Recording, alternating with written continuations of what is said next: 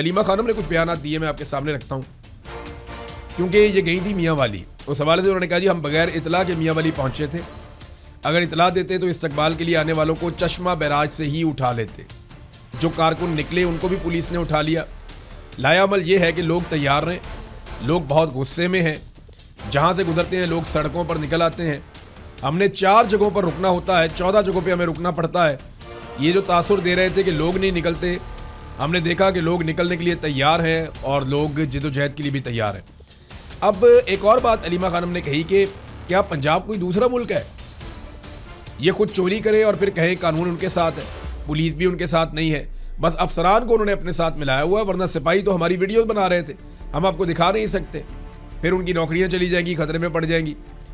जिस तरह आप मीडिया को नौकरी का खतरा होता है, इसी तरह पुलिस वालों को भी नौकरी का खतरा होता है। इसलिए हम बार बार कह रहे हैं कि हम आपकी आज़ादी के लिए भी खड़े हैं, आपको भी सहाफ़त की आज़ादी के लिए खड़ा होना चाहिए, लेकिन आप नहीं खड़े हो रहे। ये बात तो ठीक है, मीडिया तो बिल्कुल ही सत्तू पी के सो गया। मीडिया के अंदर एक जान हुआ करती थी एक दौर में, लेकिन अब बिल्कुल ही एक बेजान जिस्म की तरह पड़ा है। नॉर्मली जो मीडिया में पुराने लोग थे उनके ताल्लुकात PMLN से या पीपल्स पार्टी से थे, यही 2 पॉलिटिकल पार्टीज होती थी, तो ज़्यादातर लोग तो इन दोनों ने काबू कर दिए। बाकी मीडिया के ऊपर पाकिस्तान की मिलिट्री एस्टेब्लिशमेंट का बड़ा इन्फ्लुएंस हमेशा से रहा है, तो बाकी लोगों को वो काबू कर लेते हैं, फिर जो रह जाता है उसको ताकत से दबा लेते हैं। लेकिन जो नया मीडिया है ना, जिसको आप सोशल या डिजिटल मीडिया कहते हैं, या नौजवान जो पाकिस्तान की मीडिया में है गुज़िश्ता 5-10 साल में, वो कहीं ना कहीं आवाज़ उठाते हैं, जोर लगाते हैं, कोशिश करते हैं, फिर गिरफ्तार होते हैं, फिर छूटते हैं, फिर कोशिश करते हैं, फिर गिरफ्तार होते हैं।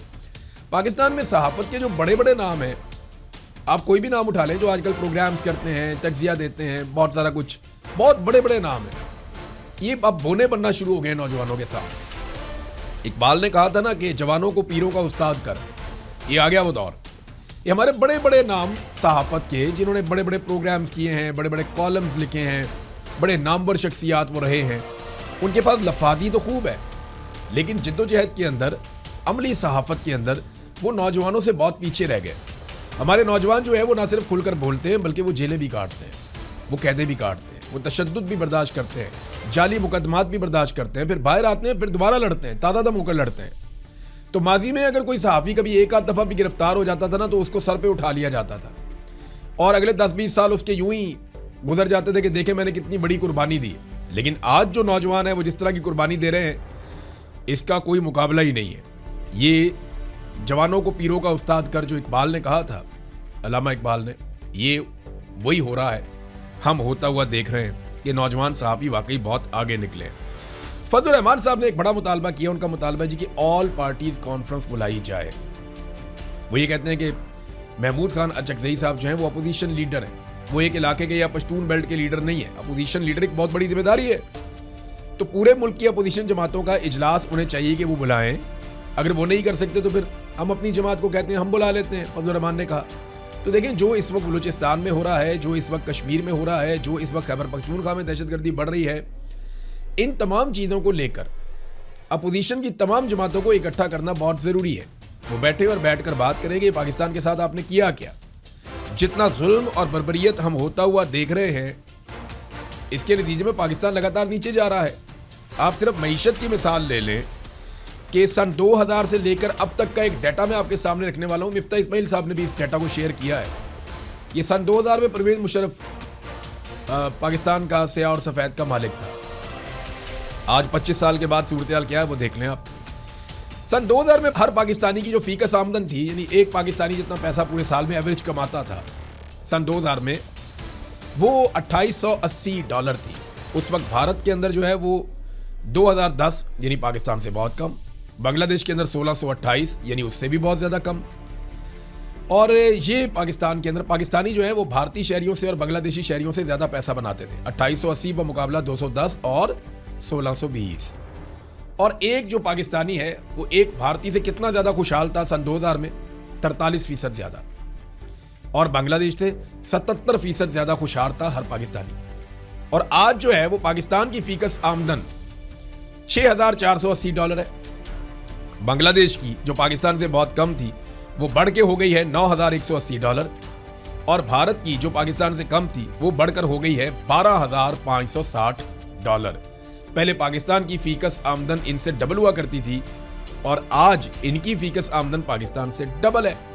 यानी पहले हर पाकिस्तानी ज्यादा पैसा बनाता था भारत और बांग्लादेश के मुकाबले में, और आज हर बांग्लादेश का शहरी या भारत का शहरी पाकिस्तानी शहरियों से ज्यादा पैसे बनाता है। और खुशहाली वाले इंडेक्स में अगर आप देखें तो पहले पाकिस्तानी बांग्लादेशियों से जो है वो 77% और भारतीयों से 43% ज्यादा खुशहाल थे, और आज जो हर भारतीय है वो पाकिस्तानी से 94% ज्यादा खुशहाल है, जबकि हर बांग्लादेशी जो है वो पाकिस्तानी से 42% ज्यादा खुशहाल है। 26 साल के अंदर हमने ये गंद मारा पाकिस्तान, ये किया पाकिस्तान के साथ। इसमें जनाब हुकूमतें आई हैं, एक तो परवेज मुशर्रफ की हुकूमत थी, फिर नवाज शरीफ की एक पंजाब में हुकूमत आ गई और पीपल्स पार्टी को 5 साल मिले, फिर नून लीग को 5 साल मिले, फिर पीटीआई को 3 साल मिले, और उसके बाद से लेकर अब तक 5 साल से दोबारा नून लीग विराजमान है।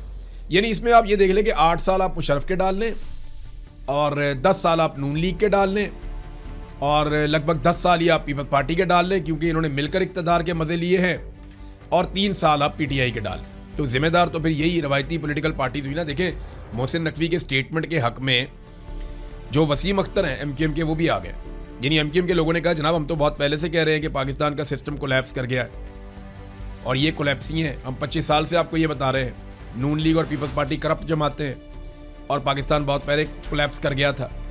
तो ये वसीम अख्तर ने मोहसिन नकवी की बात की जो है वो तस्दीक की। यानी एमक्यूएम कम से कम, क्योंकि फौज की जमात है, वो जाकर खड़ी हो गई मोहसिन नकवी के साथ। और वैसे भी बिलावल ने टिक टॉक वो भी सुना दिया है कि जनाब टिक टॉक करके आपकी हुकूमत अब ख़त्म होने जा रही है और आप अब उल्टी गिनती शुरू करें।